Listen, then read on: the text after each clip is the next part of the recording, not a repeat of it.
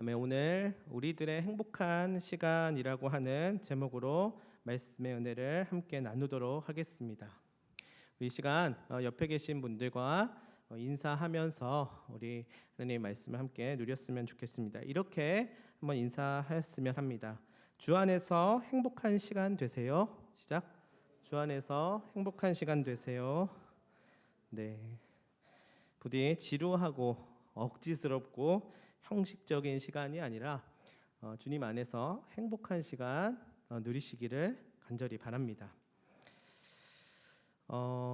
제가 작년 상반기에 인기리에 방영하였었던 한 드라마가 있었는데 그 드라마를 아주 즐겨 봤었는데요. 그 드라마는 어떤 드라마냐면 바로 이 드라마입니다.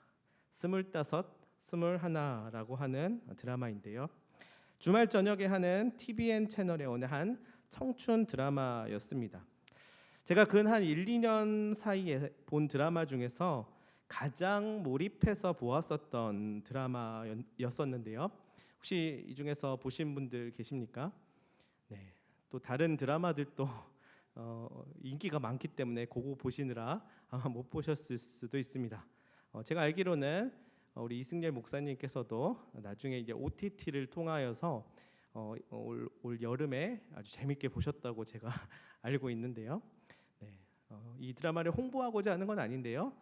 어쨌든 저는 이 드라마를 지금까지 봤던 드라마 중에서 제일 재밌게 본 드라마라고 꼽을 수 있을 것 같습니다. 근데 사실 저는 원래 그렇게 드라마를 좋아하는 편은 아니었습니다. 이 드라마가 방영될 당시에 처음 이 드라마를 접하고 나서 그런데 생각이 바뀌었습니다. 정말 일주일을 손꼽아서 기다리고 있는 모습을 스스로 보게 되었습니다.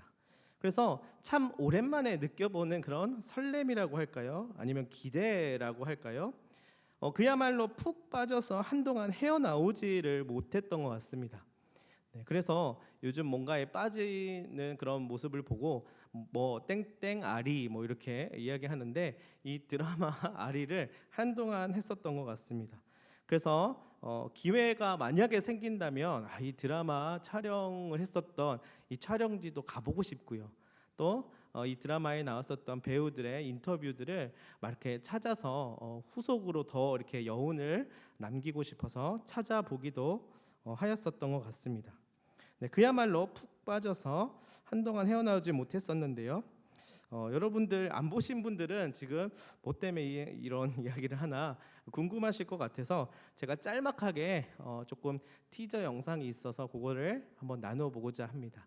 우리 같이 조그만 어떤 내용인지 한번 살펴보도록 할게요.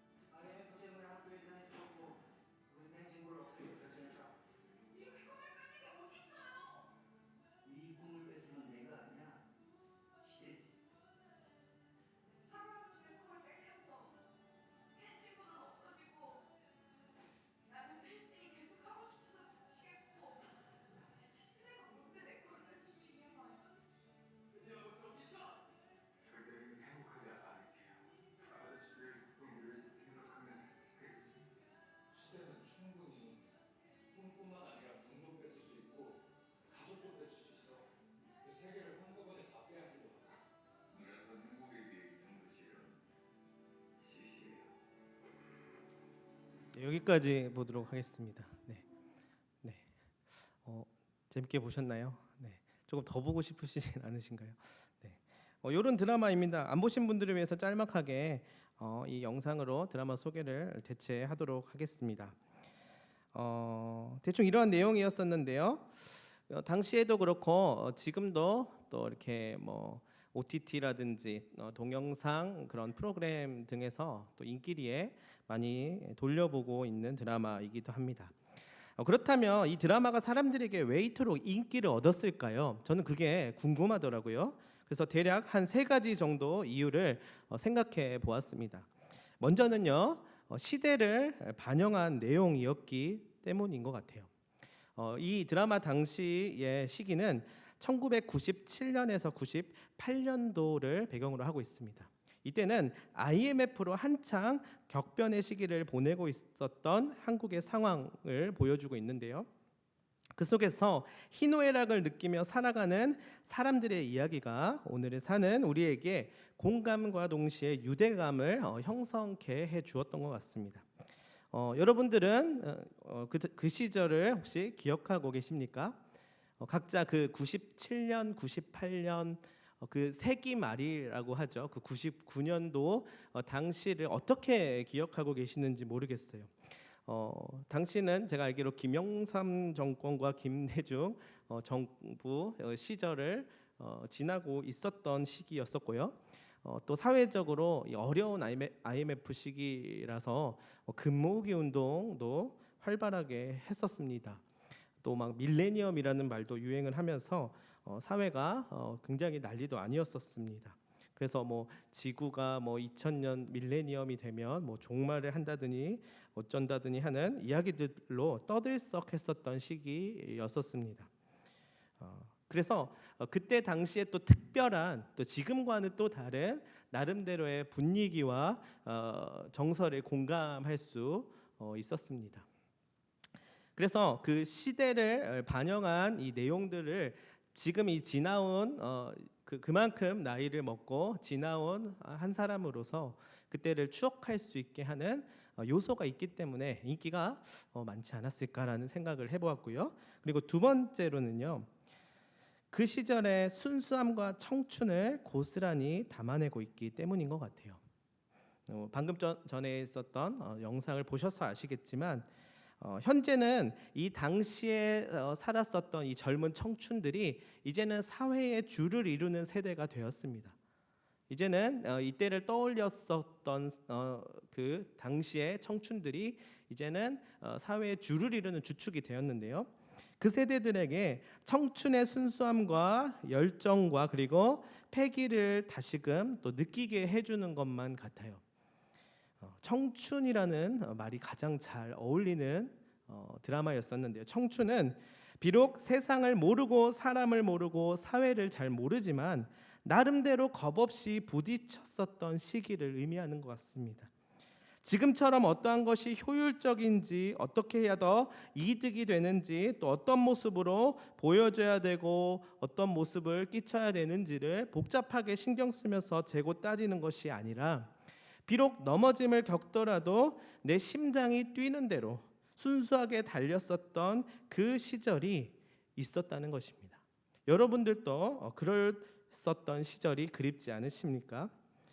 혹여나 조금 힘들고 지치는 일이 생기면 물 한 컵 마시고 다시금 큰 숨 한번 들이쉬고 할 수 있다라고 하는 또 용기를 내면서 다시금 그 순수함 가운데서 힘을 내었었던 그 특별함을 가졌던 시기를 우리는 청춘의 시기라고 이야기할 수 있습니다. 어찌 보면 무모했으나 열정이 가득하였고 또 불완전하지만 그 누구보다도 진심이었던 시절이라고 말할 수 있습니다. 그리고 마지막으로 세 번째로는요, 현재의 시간에 살아가고 있는 우리들에게 다름 아닌 응원의 메시지를 주고 있기 때문입니다. 어찌 보면 앞만 보고 하루하루 쳇바퀴 돌듯이 현실을 살아가는 우리들에게 지금까지 수많은 역경과 어려움이 있었지만 잘 살아왔고 또한 혼자가 아니라 우리 모두가 함께하고 있다라고 하는 응원의 이야기를 마치 해주고 있는 것만 같습니다. 이렇듯 현대 사회를 살아가는 사람들에게 이러한 드라마가 이따금씩 종종 위로의 메시지를 주는 게 사실입니다.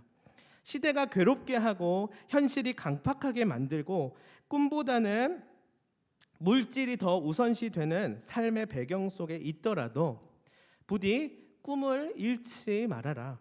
너를 응원한다. 한번 같이 부딪혀 보자.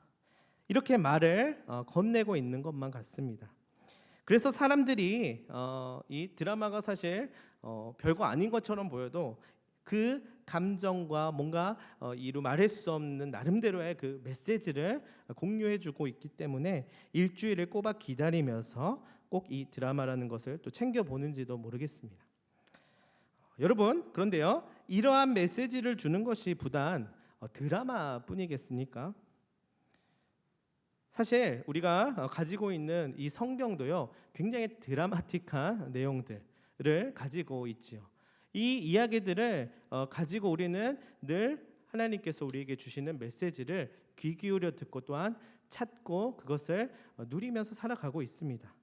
이 성경을 비롯하여 우리의 모든 일상과 만남과 또한 주변의 소식들과 또한 자연에 바뀌는 것들이 우리에게 언제나 메시지를 주고 있습니다.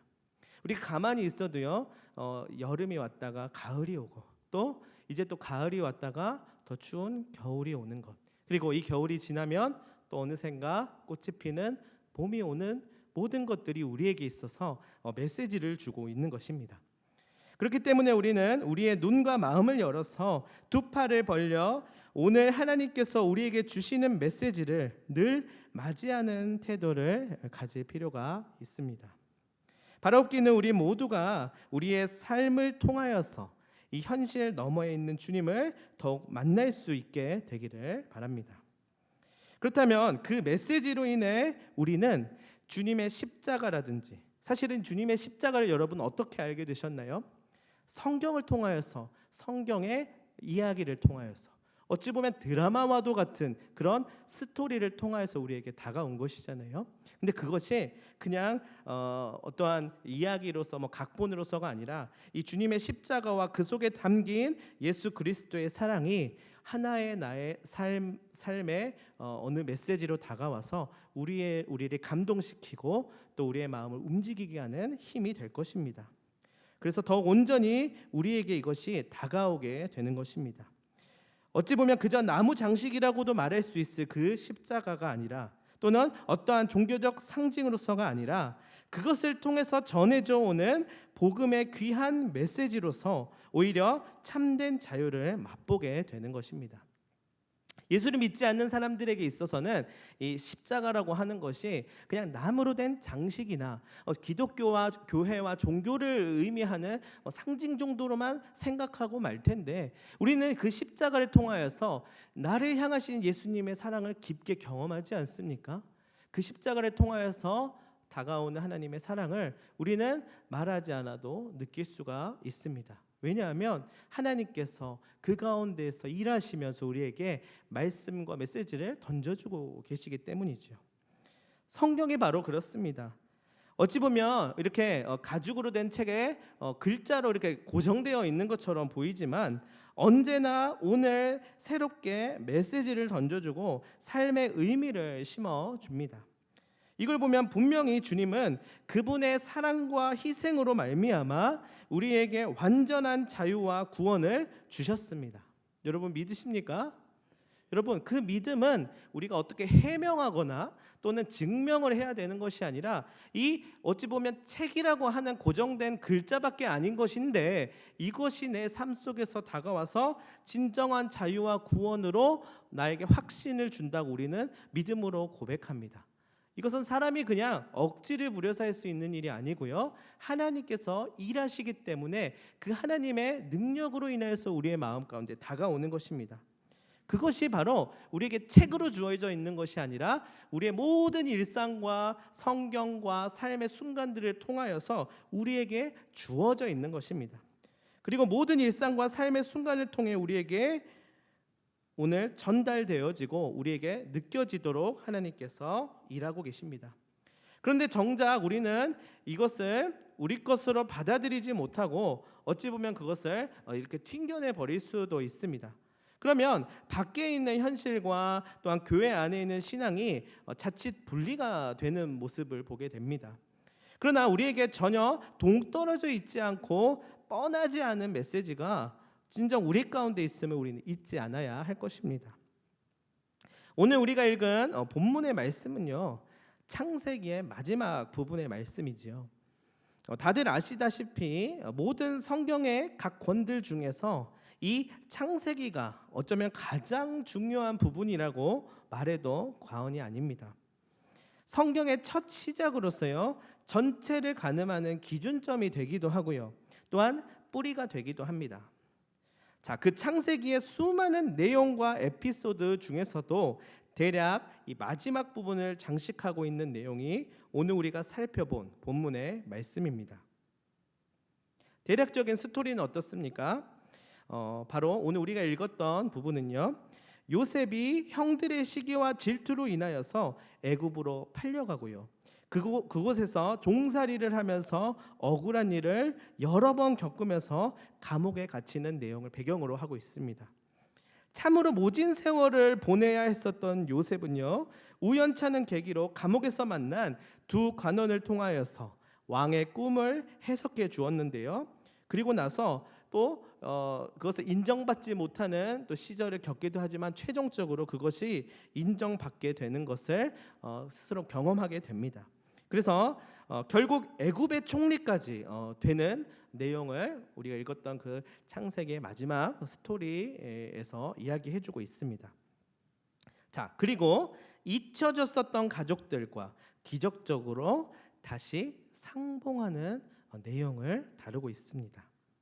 형들이 고향에서 큰 흉년을 만나게 되어서 어려운 형편 가운데 애굽의 도움을 청하러 왔다가 요셉을 다시 만난 것입니다. 처음에는 형들은 당연히 알지 못했습니다. 그저 어떻게 해서든지 가족의 생계를 지켜야겠다는 마음뿐이었겠죠. 그런데 갑자기 그 옛날 종으로 팔아버렸었던 동생이 그들 앞에 나타난 것입니다. 그리고 그 옛날 자신을 비참하게 버렸었던 형들이 요셉의 눈앞에 있습니다. 정말 이것이야말로 어마어마한 드라마틱한 그런 극적인 스토리 아니겠습니까? 장르는 어떤 것으로 해야 될까요? 처절한 복수극이 될 수도 있고요, 또는 스펙타클한 첩보 작전극이 될 수도 있고요, 아니면 요셉의 성장기를 다룬 성장 드라마라고도 이야기할 수 있을 것입니다. 어찌되었든 요셉은 자신을 알아보지 못하는 형들에게 자기가 바로 동생 요셉이라는 것을 밝히지요. 그리고 나서 아이고 이게 어떻게 된 일이야, 우린 이제 다 죽었다라고 형들은 생각하고 있었는데 그 순간에 요셉이 엄청난 이제 명대사를 날려줍니다. 7절의 말씀인데요, 우리 같이 한번 읽어보도록 하겠습니다. 시작.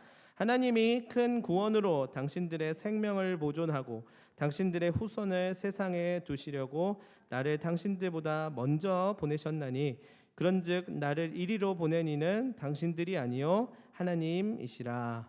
아멘. 그 누구도 이런 반전을 상상하지도 기대하지도 못했을 것입니다. 결국 어떻게 됩니까? 아버지를 비롯하여 온 가족들이 애굽으로 이주해 오게 되죠. 감동적인 재회를 하게 되었을 것이고요, 이제 후손들 모두가 애굽 땅에서 생존하고 또한 정착을 할 수 있게 되었습니다. 그리고 바로 이를 통하여서 이스라엘 백성들은 후에 출애굽 사건이라고 하는 어마어마한 역사적인 그런 사건을 경험하게 됩니다. 그냥 이사 왔다가 다시 다른 곳으로 가는 그런 개념이 아니죠. 하나님의 백성들이 갖게 되는 구원의 서사가 이루어지는 것입니다. 이 모든 것들이 창세기의 후반부인 요셉의 이야기를 통하여서 시작됩니다. 그리고 이것은 그 앞에 오늘 우리가 읽었던 창세기 45장 앞에 있었던 또 여러 긴 이야기들로부터 이어져 오게 되었습니다. 본문의 말씀을 보면요, 요셉은 구원의 여정을 모두 가능하게 했던 분이 바로 하나님이심을 고백하고 있습니다. 자신의 아픔과 과거의 트라우마 그리고 눈물과 상처를 그 하나님을 통하여서 모두 씻어버릴 수 있게 되었습니다. 사실은 이 스토리로만 봐서는 굉장히 이렇게 극적이고 또는 재미있는 요소들도 발견할 수 있는 것 같고, 또한 반전도 있는 그런 스토리의 시나리오처럼 보이지만 사실 이 스토리의 주인공이었던 요셉은 이 구원의 서사를 이끌어가시는, 소위 말해 감독이라 해야 될까요? 그것을 이끌어가시는 주체가 바로 하나님이심을 고백하고 있는데, 그 하나님을 통하여서 비로소 자신의 트라우마와 상처와 눈물이 씻겨지고 그 모든 것들을 통하여서 오히려 그 회복을 경험하게 되었다라고 이야기하고 있습니다. 그저 단순한 생존의 의미를 넘어서는 구원의 아름다움을 경험하게 된 것입니다.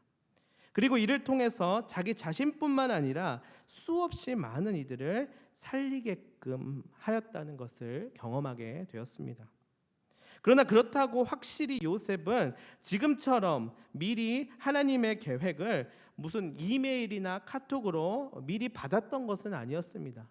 그는 항상 막연했었고요, 항상 어찌 될지 모르는 상황 가운데서 항상 그 어려움을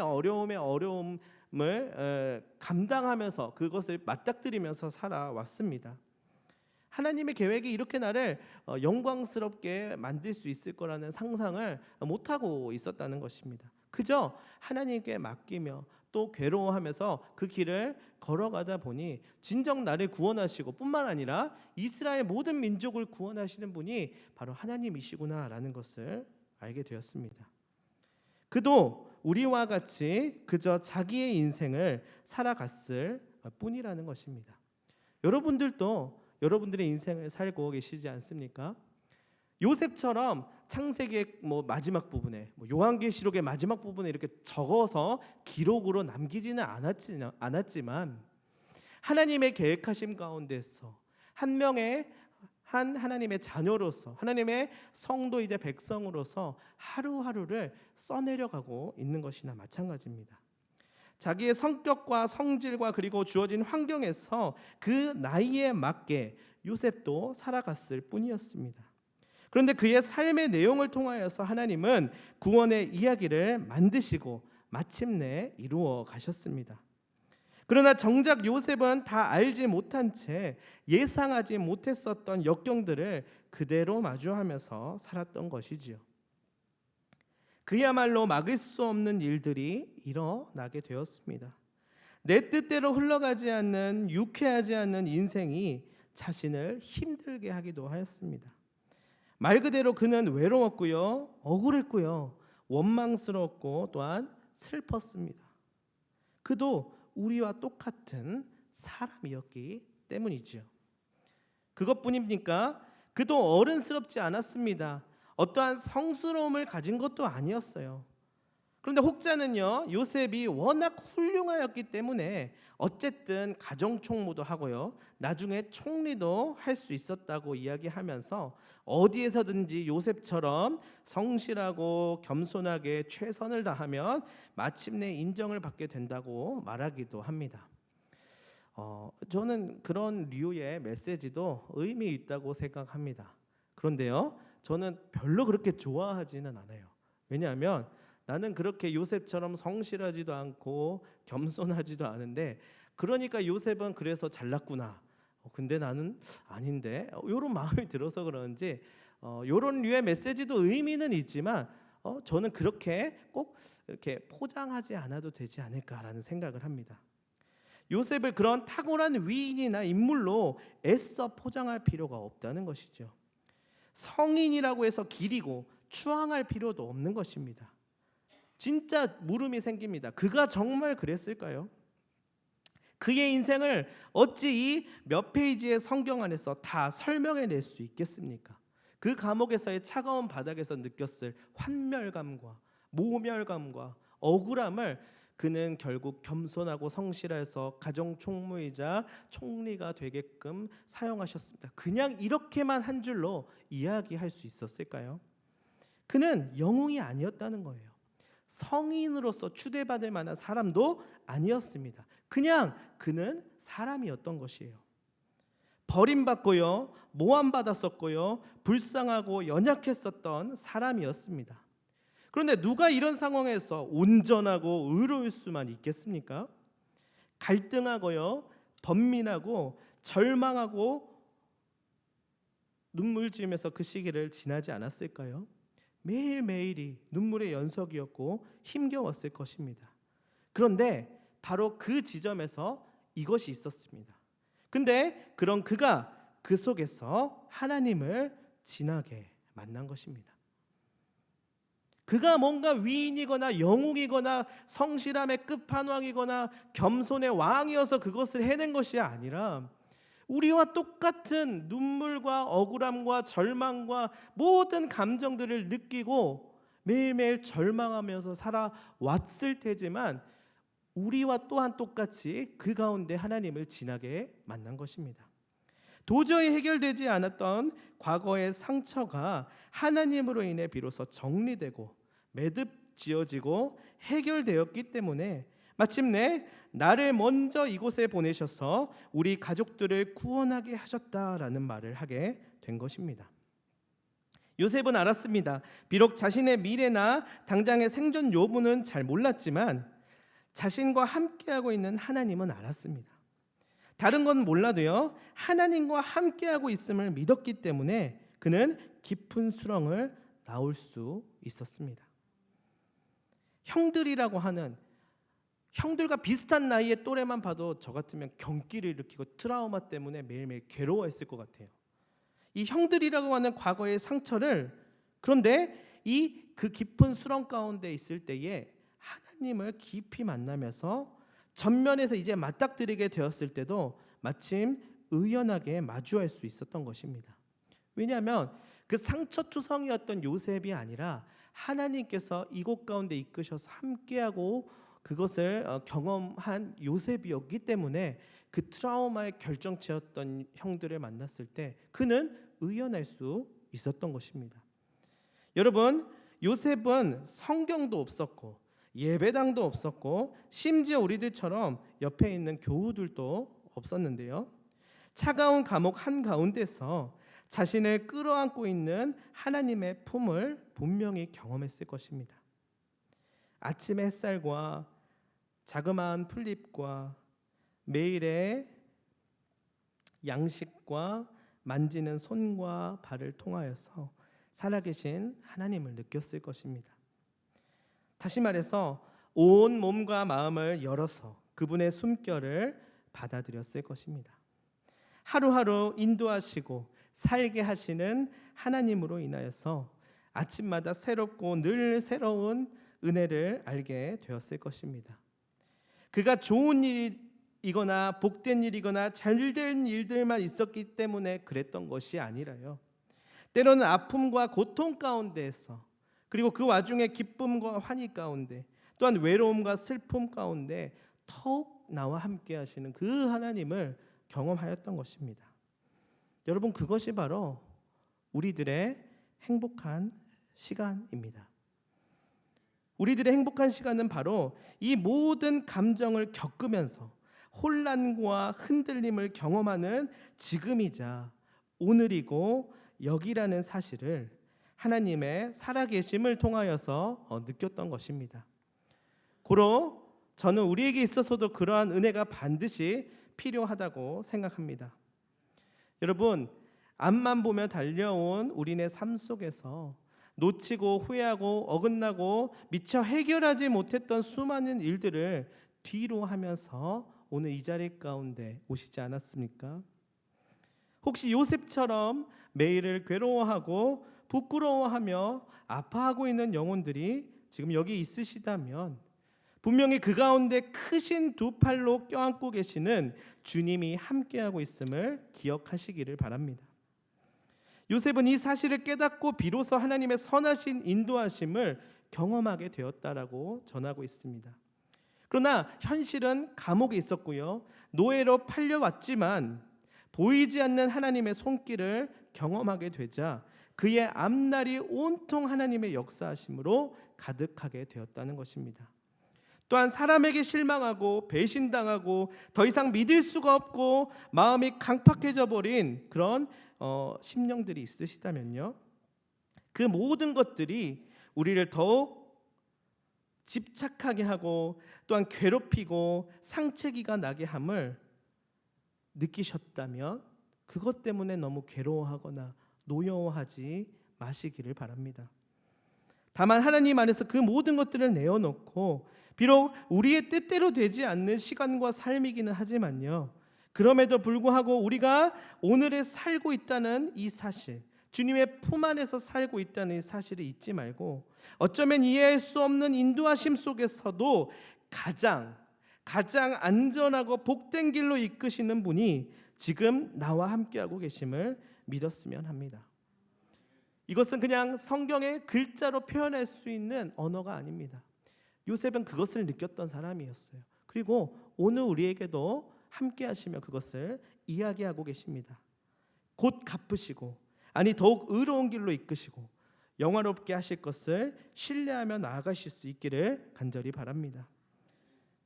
이제 곧 있으면 대림절의 기간이 다가옵니다.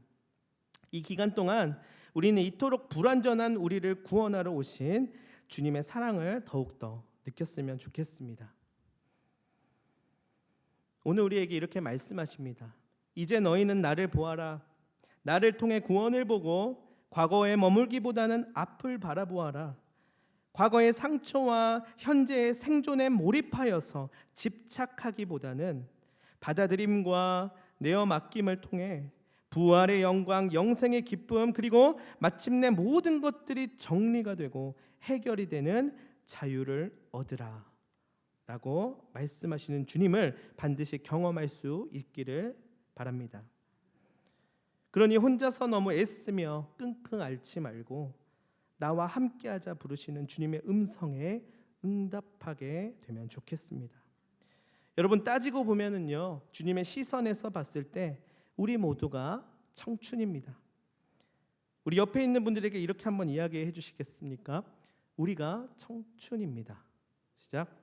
우리가 청춘입니다. 네. 하나님의 시선에서 봤을 때는요, 한 500살 밑으로는 다 청춘이에요. 우리 앞에 놓인 수많은 문제들로 인해 어긋나고 실패하고 두려워하고 아파하고 혼란스러워할지라도 주님으로 인해 용기를 얻고 다시 일어나 부딪혀보고 또한 달려가야 할 존재들입니다. 여러분, 여러분의 25, 21살이 어떠하였든지 간에, 이전의 삶이 어떠하였든지 간에 오늘 여러분은 너무나도 잘 여기까지 오셨습니다. 오늘 우리도 분명히 잘 지나고 있는 것입니다. 성경 속에 있는 사람들도 그랬습니다. 광야 한가운데 홀로 막연한 한숨을 짓던 모세도 그랬고요, 감옥 한복판에서 홀로 울고 있었던 요셉도 그러했습니다. 그 속에서 이러한 깨달음을 얻었을 것입니다. 내가 누구이든 간에 어떠한 삶을 살았던 간에 그리고 어떠한 일을 겪었던 간에 변하지 않는 사실은 다름 아닌 주님께서 나와 함께하고 계시다는 것입니다. 그리고 결국 모든 것이 합력하여 선을 이루고 온전케 하실 것을 확신하며 나아갔을 것입니다. 여러분, 여전히 우리들의 행복한 시간은 끝나지 않았습니다.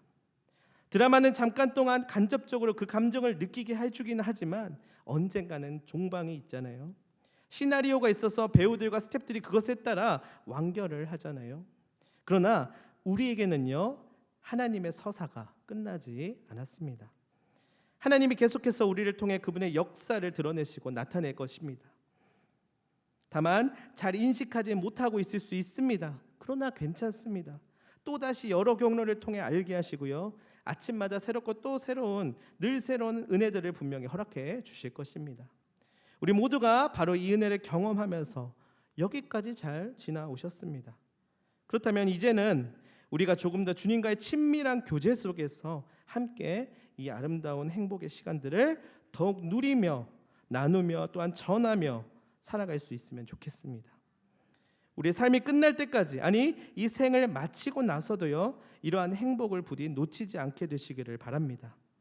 말씀을 마무리하면서요, 그 행복한 시간을 말 그대로 영원토록 누리는 하나님 나라의 주인공들 되시기를 바라고요, 아니 하나님의 성도들이자 하나님의 귀한 아름다운 자녀들이 되시기를 간절히 소망합니다. 이 시간 기도하도록 하겠습니다.